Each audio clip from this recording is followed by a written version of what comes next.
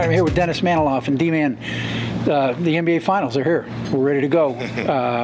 Buckle up. What do you see in this great trilogy matchup? Well, I agree with Vegas. I think that Golden State deserves to be the favorite because they are loaded and they are healthy. And oh, by the way, 12-0 in the playoffs. Cavaliers haven't been bad in the playoffs by any stretch, 12-1. But you can see where there's some matchup difficulties for Cleveland.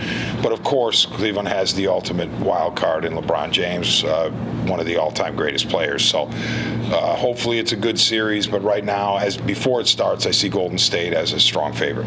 Okay. Well, let's look at for a minute.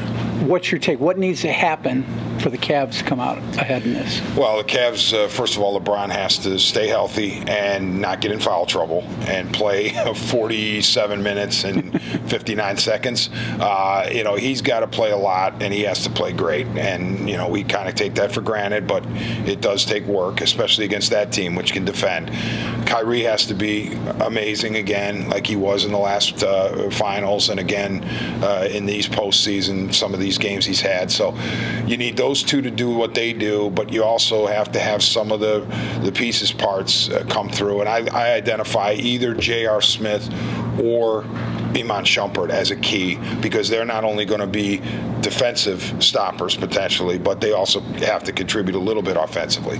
And then, of course, you hope that Love can overcome what is perceived to be a mismatch with him and the Warriors. Okay. And on the other side, speaking of the Warriors, what do they have to do? Yeah, the Warriors probably say, look, if we stay healthy and stick to our game plan, we can beat these guys. I mean, that's their confidence, and that's what their record indicates they can do now that they've added Durant. And they also think last year they were unhealthy with Curry. So if they stay healthy and execute their game plan and play hard, they can survive LeBron and Kyrie. That's how they view it. Okay. And finally, I know you have some thoughts on David Griffin, general manager. Yeah, it's disappointing, Mike, to me that this is even a story that David Griffin potentially could leave this team. I don't get it. I think Dan Gilbert has to pay up, and it's easy to spend other people's money, but Dan Gilbert had to know that the cost of doing business when LeBron came back was high. He's paid guys, he's paid players. It's time to pay the general manager, because how embarrassing would it be if the general manager of a 3-time NBA finalist walks out the door?